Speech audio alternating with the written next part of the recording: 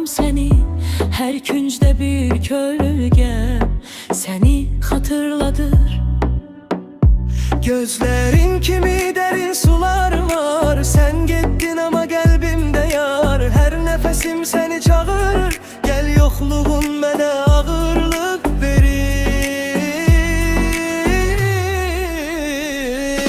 Sensiz geceler susur şehir, yüreğimde yalnız sen her yer. Hatirelerin ile dolur her an. Gel qaytar yüreğimi, sensiz kalmam.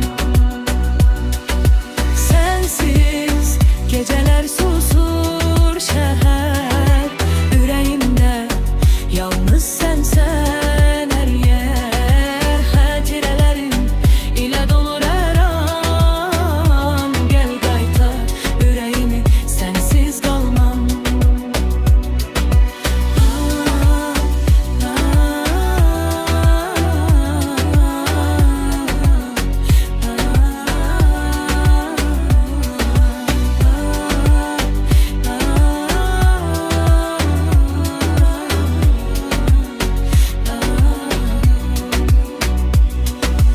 Ellerim seni axtarır qaranlıqda. Sensiz dünya mənə darıxdırır.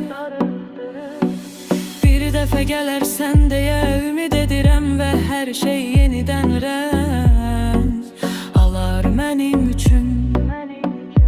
Gözlərin kimi